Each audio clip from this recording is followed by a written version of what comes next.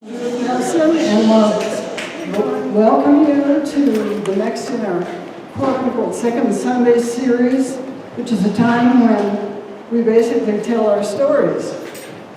So, I thought I had done something really special when I rode in the Alaska AIDS vaccine ride back in 2001 on my bike at age 57, 500 miles.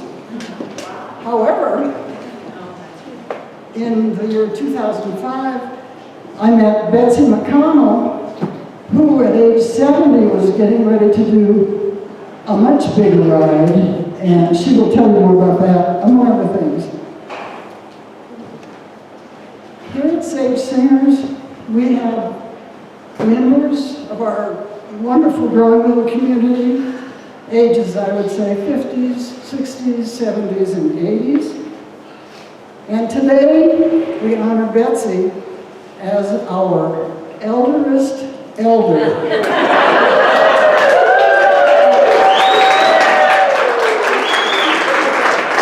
Age 84 and going strong.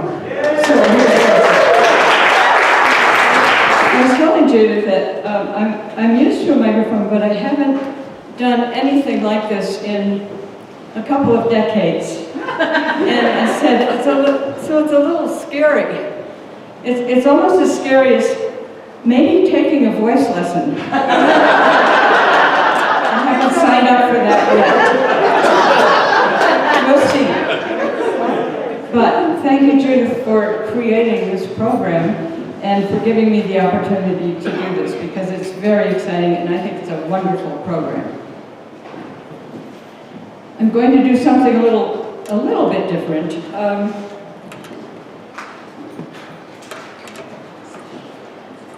Instead of telling my story, I'm going to read most of it because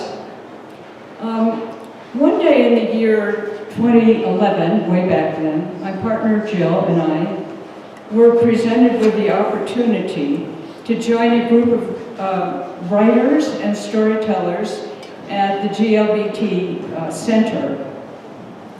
The group is called Telling Your Story. We would be the only women in this group of 15 to 20 storytellers, and they were all men. But I said, oh, fine, good. I like men. But I asked myself, a writing group? Creating a piece of writing every week? That sounds like work. Do I really want to do that? I'm retired. That was 9 years ago. Now I'm still cranking out the words to share every week. I found that there's tremendous value in documenting my life, the lives of others who I've had relationship with, my thoughts, my feelings, and the experiences I've had, that I've had in the past and that I'm having now.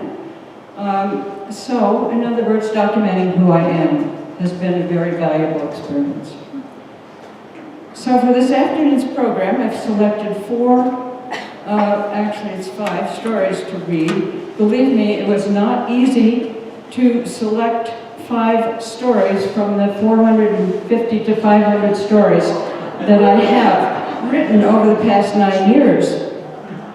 I've chosen pieces that say something about who I am and ones that best express those experiences and feelings that I hope you all can relate to as well. Each week's story is based on an assigned topic at the center. So the topic is that we are assigned is, or something related to it, becomes the title or the subject of the story or essay. Now, my first story, as well as some of the others, I have had to drastically condense and edit in the interest of time to suit this occasion today.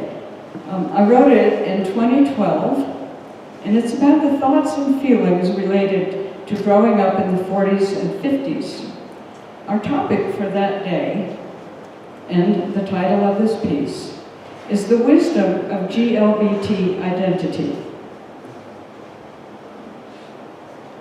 A wise person is a person who has both knowledge and experience and the ability to apply those qualities in daily life. Lacking the experience ingredient is likely the reason I did not come out until I was nearly 50 years old. As I was growing up, and as a young adult, I knew in the deepest recesses of my mind that to identify as homosexual was unacceptable for me. That is, identifying as homosexual was not an option. By the way, the word lesbian in the 1950s did not exist in my vocabulary. I avoided looking inside to figure out who I was or even what my true inclinations were. I wanted to follow the rules and be accepted by friends and family. Is this why we're called the silent generation? I simply dismissed any feelings I had that did not conform with whatever a heterosexual girl, young woman, was supposed to be feeling. I dismissed my feelings and convinced myself they would change. This was the behavior I chose in the early decades of my life. It was years later that it became clear to me that to be homosexual is not in the realm of choices one makes. To live or not to live the lifestyle is the choice. And I had made mine. After I graduated from college, I married a man I had dated since my freshman year. We had 3 children and maintained our marriage for over 25 years. As I grew older, I learned from experience that to deny my true nature, to not acknowledge my true identity, can be debilitating and depressing, even lead to a myriad of health problems. By midlife, I had the knowledge and the experience to know that to remain in that state of denial of myself would be devastating to my well-being. The wisdom of identifying as lesbian became abundantly clear. Believe me, acceptance of LGBT persons in my world, 60 years ago was unknown. One reason for the great strides, though, that have been made, as you all know, toward this acceptance today is that many LGBT people have had the courage and the wisdom to not pretend and to choose to come out of the closet and live out their true identity publicly and without apology or shame. This attitude has not come easily for many, and for some, such as myself, the acceptance of our own identity has come later in life. But then, unlike our sexual... Come on, Betsy, huh? That's my timer. Hope it still works. But then, unlike our sexual orientation, and for some, such as myself, the acceptance of our own identity has come later in life. But then, unlike our sexual orientation, we are not born with knowledge, and we are not born with experience. Wisdom must be acquired over time. Is that not what makes wisdom so valuable? My next story is about coming out. As you can imagine, coming out is the subject of many, many stories that we have all written for this storytelling group. For you all, I chose this one, which I wrote, again, in 2012. That was a good year. The topic for that week was coping with loved ones.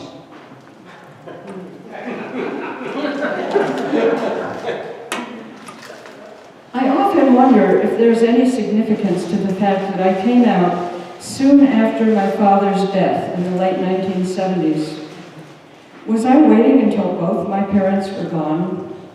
My mother died in 1957, the year I graduated from college. Coming out then was unthinkable. wasn't even out to myself, trying ever so hard to be straight and pretending rather successfully.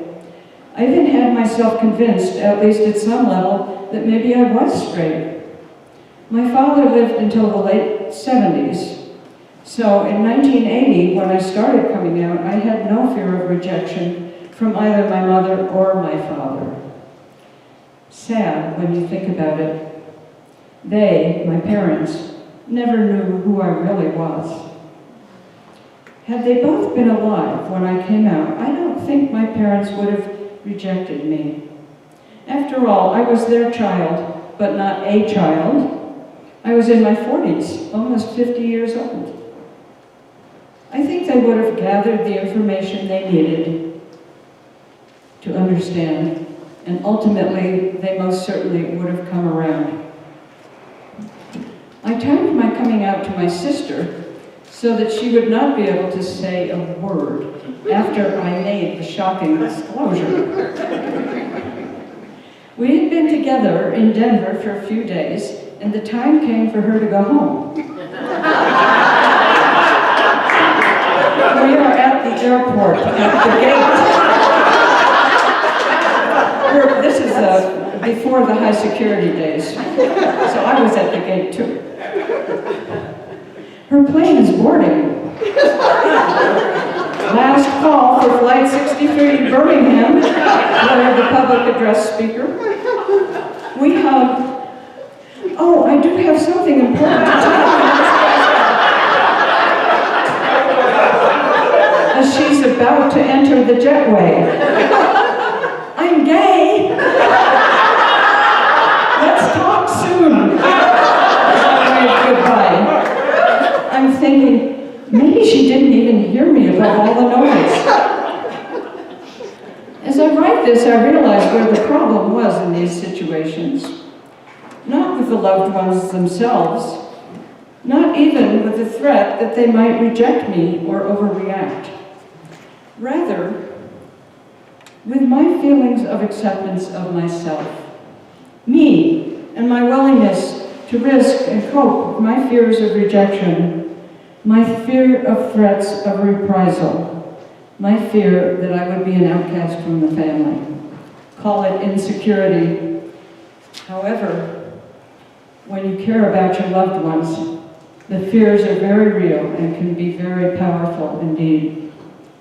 I did cope with these feelings for quite a long time before I was able to accept emotionally that I had done nothing wrong, and I had simply to acknowledge who I am and that I love and care about myself enough to honor my need to live honestly and freely without guilt or shame, and to be free to make the choices that would make me a complete person.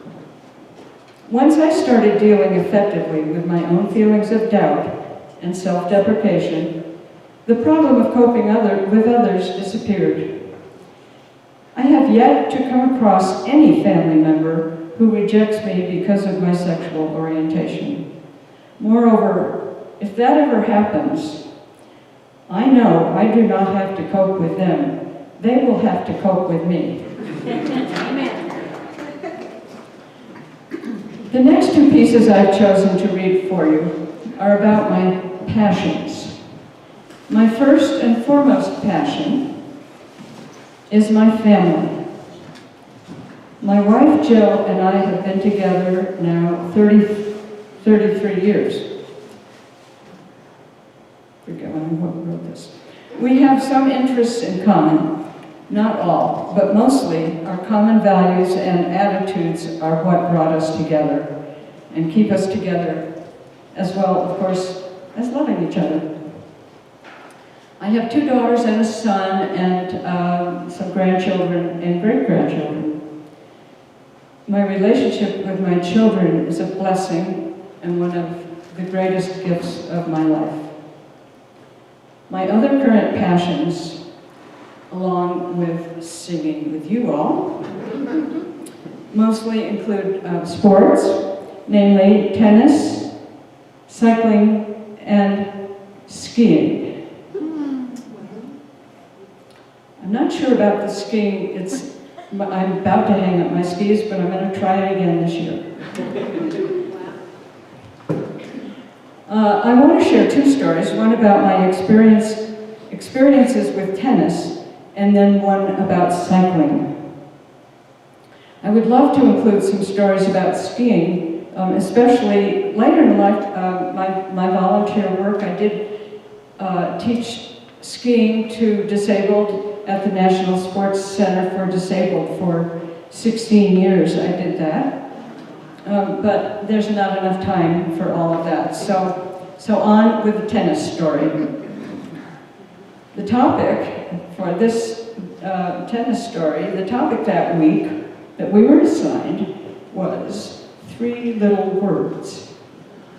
Well, what immediately came to my mind was game, set, match. And this was also in 2012. It was a good year. I started out in the sport of tennis later in life. I discovered that it took very little time away from my 3 young children to play a couple of sets. Not a great deal of expensive equipment, and there were plenty of courts around town, the closest to my home here in Denver being at the time in City Park.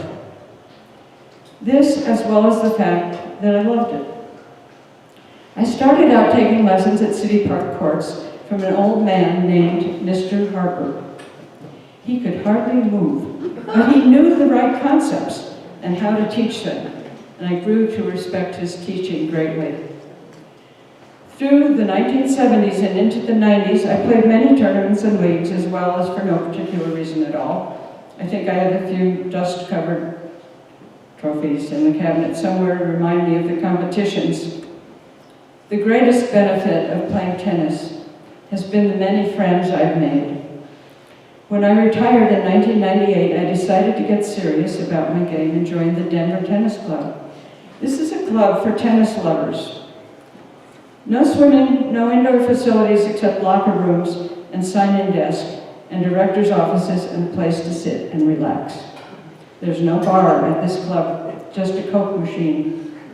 The focus is on the 12 outdoor courts located in the heart of Denver, where it has been since 1928.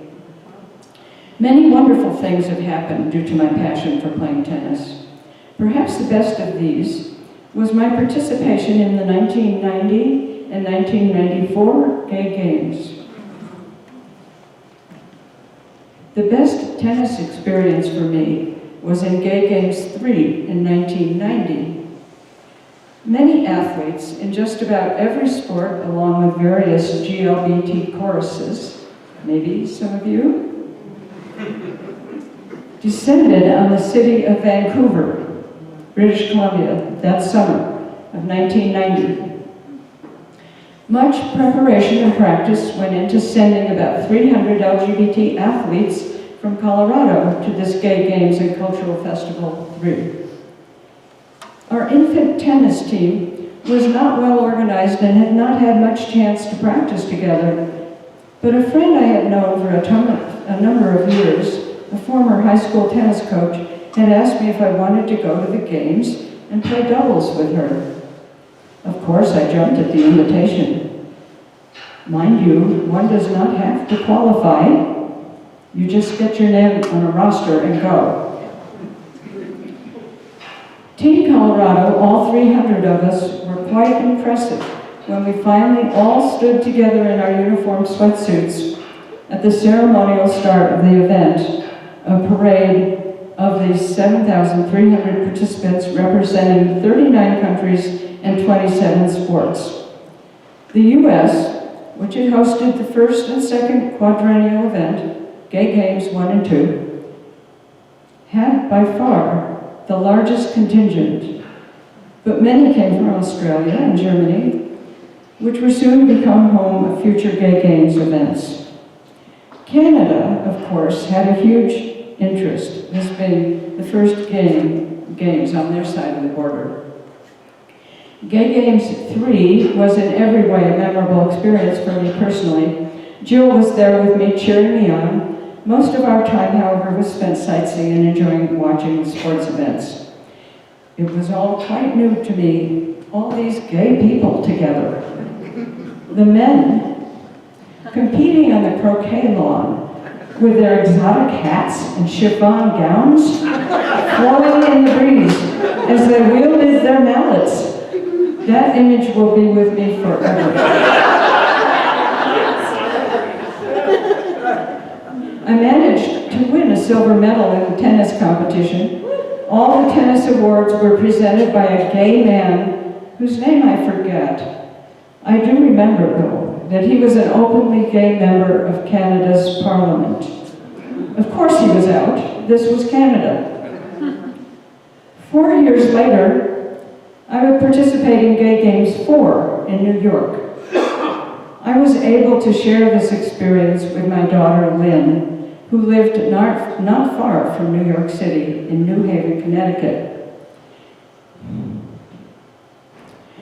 This is when my lesbian daughter came out to me. When I told her I was coming to New York to play tennis in the Gay Games, she replied, "Great, Mom, let's go together. I'm going to participate in the games too. I'm playing on the Connecticut women's soccer team." Yes, that was her coming out to me. We did enjoy, I knew it anyway. We did enjoy that time together and watched each other in our respective competitions and cheered each other on. The New York event drew 12,500 participants from 40 countries. It was definitely a proud and memorable moment for me when I found myself marching with my daughter in a parade of 12,000 LGBT athletes through Yankee Stadium to the cheers of tens of thousands of supporters and spectators. Now, it just happened that Colorado and Connecticut were together because one's in alphabetically. That's how I got to march with her. I have not attended another Gay Games since 1994, but the event continues in various parts of the world and has forever etched its name in the annals of sporting events. I'm still playing tennis 20 years after the New York Gay Games. No tournaments, just an old ladies' league called Super Seniors, and with friends 2 or 3 times a week at the Denver Tennis Club. Let me tell you about the friends I play tennis with each week. We've gotten to know each other very well. That's what happens when you play tennis together as often as we do, and when you compete together on a team. As far as I know, I'm the only gay member of our 400 or so member club. If there are other gay members, I do not know them, or they are very closeted. I'm totally out to all. My tennis buddies all know of my sexual orientation. They know my partner's spouse and adore her. They are completely supportive of me. I often refer to my female spouse and our everyday life in the same way they refer to their husbands or male partners. And no one takes notice. When my partner and I came home from California in 2013 with the news we had gotten married, my tennis team had a champagne party for us. I do believe they were more excited than we were about our wedding. We had already been together 30 years. I know that many of these women knew nothing except the standard myths about GLBT people. And so I feel that our association is important in that they can count me, a lesbian, among their good friends. And guess what? They find I'm not so different and just as normal as they are. They often go out of their way to show their support of gay rights issues. Although our affiliation is focused on the game of tennis, and the binding agent of our relationship is our love of the game and the sport, if I did not feel free to be open and to be myself around them, believe me, I would have no association with these women. As it is, though, we are good buddies, and I am so grateful for the connection we have. As for tennis, I suppose the day will come when I can no longer hit that ever so satisfying backhand down the line winner, but I'm not planning on that happening anytime soon. As far as I'm concerned, I will keep getting better until I can no longer hear those three little words. Game, set, match.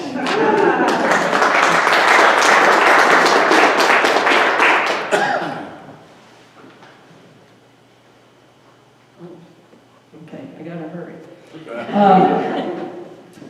Okay, this next story is about my passion for cycling.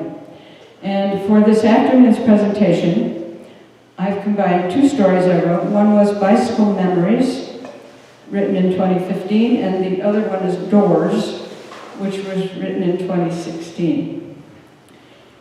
I know now I had a trike. I have a photo of myself at age about 4 or 5 riding it, but I don't recall it.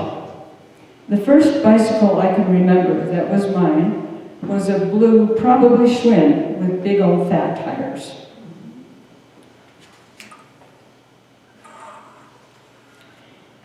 In the 1960s, as a mother, when my children were 2, 4, and 6, we went to the Netherlands to live for 2.5 years. As is the case for the Dutch people, bicycles were our main mode of transportation in the crowded streets of that country. In the 1960s, I had never seen child carriers for bicycles in the United States, but they were prevalent as tulips in Holland. All kinds.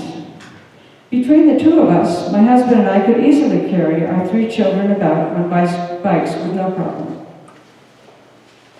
In 1986, I took my first long-distance bicycle trip with my daughter and her boyfriend, both in college at the time.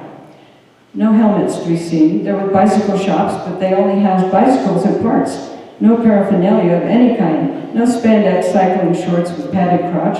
No handlebar-mounted computers to tell how fast you're going, how far you had gone, all meteorological information you could possibly need, what day and time it was, and your location coordinates.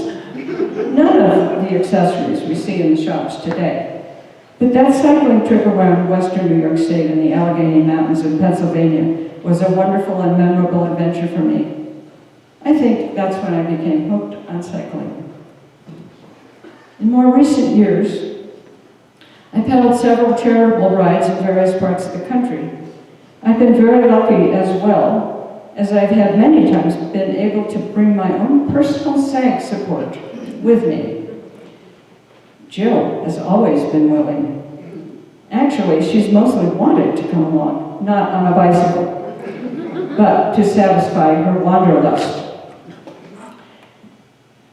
Unfortunately, sometimes she becomes engrossed in her own bird watching, wildlife viewing, picture taking activities, and is distracted from her duties as a SAG supporter. She tends to turn her phone off so as not to disturb the wildlife. Not helpful to a stranded cyclist. Once, riding in North Dakota in a vast open area with no one in sight, the sky turned black and looked ominous. I wonder where Jill is, I said to myself. This looks like tornado weather. 2 hours later, I arrived at the town that was our destination for the day, a bit rattled by the threatening weather. There she was. No bad weather where she had been. Just tons of birds. In 2005, I took the trip of a lifetime. This was not my dream trip. That is, it was not a trip I had dreamed of going on all my life. As I was approaching retirement several years earlier, I had dreamed of hiking the Colorado Trail. After all, I had helped build the trail as a volunteer on a couple of occasions when I had vacation time from work or a long weekend. Unfortunately, I never could realize the trek of my dreams because of a condition in my spine which was causing pain when I was on my feet for long periods of time. gotten it fixed. Yeah. The Colorado Trail Trek door was closed. So one day I decided instead to take a cycling trip. The Bike Trip Director's website opened that door. It led me to a group called Woman Tours. Perfect, I thought. The door to cycling had opened when I started participating in the MS 150 fundraising event years earlier. Now I wanted a trip that would take me to other places and for a longer stretch of time. Women Tours offer trips all over the U.S. and some in Europe and Asia. A single trip in the U.S. was what I was looking for. This would open the door to something even bigger in the future, maybe. So I laid the information and the maps out on the living room floor and called to my partner, Jill, to take a look with me. Oh, this week-long trip in Mississippi Valley looks good. Or how about this one? 10 days on the Maryland coast or the California coast. So much to choose from. Jill is just shaking her head. Look at this, Pacific to Atlantic, 2 months across the southern tier of the U.S.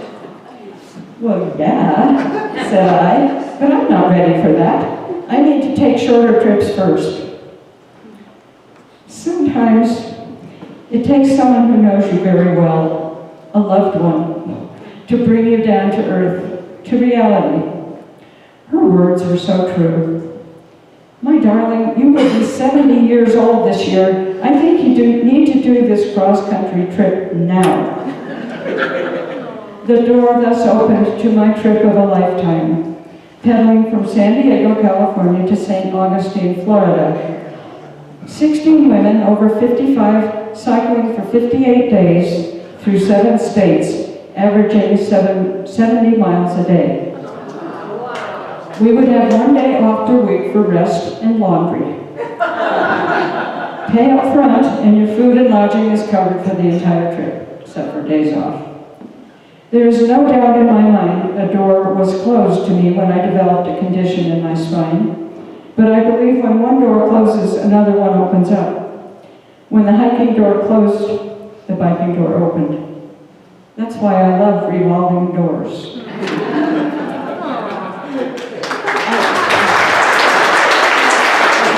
And I know some of you have expressed interest in this trip, and I could see some of you doing this trip too. And it's really a great trip. And if you have time, I did make a scrapbook. That was actually in the days when everything wasn't electronic. We still had hard copies of things. So I made a scrapbook, and it's back there on that table if anyone wants to look at it. And if you don't want to, that's fine. But I just brought it along. It was Jill's idea. I want to end. I don't know how much time I have. Plenty. Oh, perfect. I want to end with just a few words expressing my thoughts on growing older, now that we have established who the elder is here. This was a topic we had to contemplate for our writing group, and so this is called Getting Old. After pondering this subject, I have to say, I believe getting old, when applied to the human condition, is a state of mind. Of course, we attain old age simply by living and staying alive for many years. Literally, it means we have lived a long time, right? But is it not implied in the phrase, the notion that we can no longer function as well as we have in the past because we're getting worn out? Life is a journey. Getting old means getting closer to the end of the journey we know as living. But most of us do not know where or when that journey ends. If I were on a journey around the world and I did not know where or when the journey was to end, would I not want to continue to experience every day to its fullest? It would be impossible to rush to the end, even if I wanted to, since I know not where or when the end is. And so until I have arrived at my final destination or can see it clearly, I will try my best to live every day to its fullest. When you're older, or even just older, everything you own is old as well, it seems. Your clothes, your furniture, your electronic devices. The fact that my music library is made up of cassette tapes, yes, and some of those compact discs that were the latest thing not that long ago, and some vintage 78 records. This fact makes me outdated, no question about it. It's not all bad, though. Just this morning, I see that fanny packs are coming back into style. They say coming into style, I say coming back. Of course, I never threw any of mine away. I'm already up to date without even going online.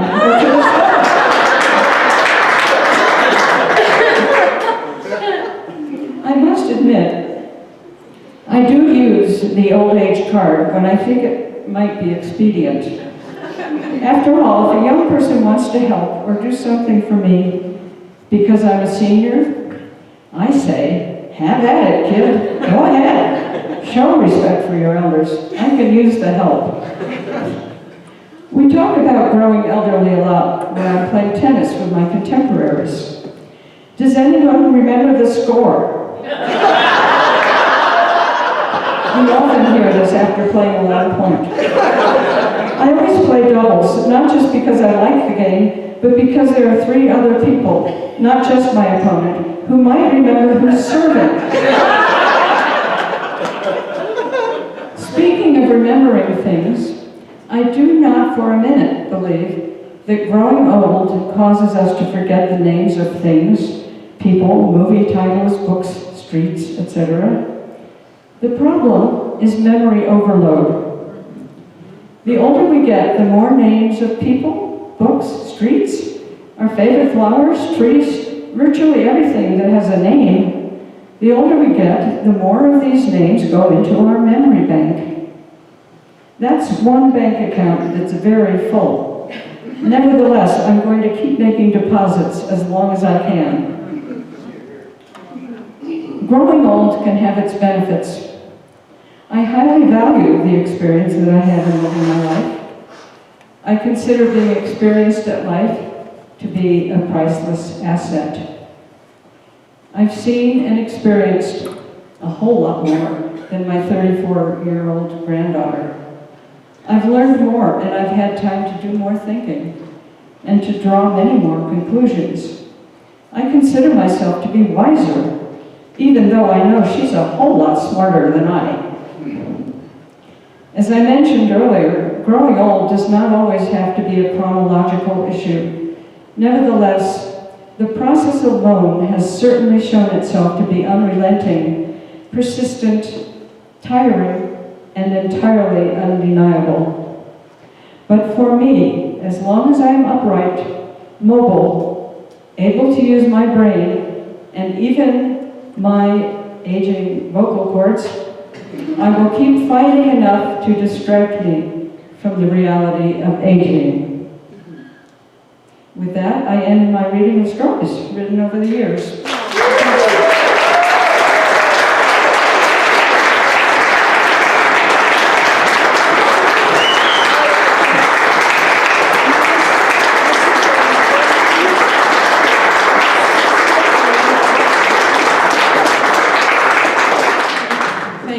Thank you, everybody. You're wonderful. I love you all. You're a wonderful group of people. I just love this group. You're so supportive and kind and loving and cheerful and fun to be with. So thank you very much. Are there questions? Betsy, Jan and I were at the '94 Gay Games. Anybody else in here? New York? I don't know if you remember, but do you remember who was that spoke? New York, right? New York. Yeah. Who spoke at the opening ceremonies? Maya Angelou. And at the time, we didn't really, I heard her name, but she wasn't as prominent, at least to us at the time. But anyway, it's cool. No, I wouldn't have remembered that. I know, I just barely. I was probably Any other questions focused on something else. for Betsy? You know, you can tell kind of who a person is by their face a lot of times. If somebody's looking grumpy or, you know, not nice or whatever. But Betsy has a beautiful face. She's always smiling. And she's just somebody you want to come up and talk to. And I've been after her for years. Don't listen, Jan. To be my new partner.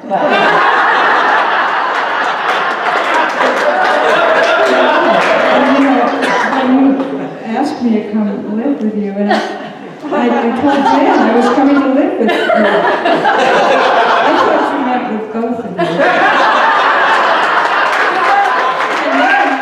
And then I had to ask if Joe could come too. Anything else? We'll have a break soon. And last question for Betsy? Anybody? But you'll see her at break and at the end of rehearsal. Any questions about growing old? So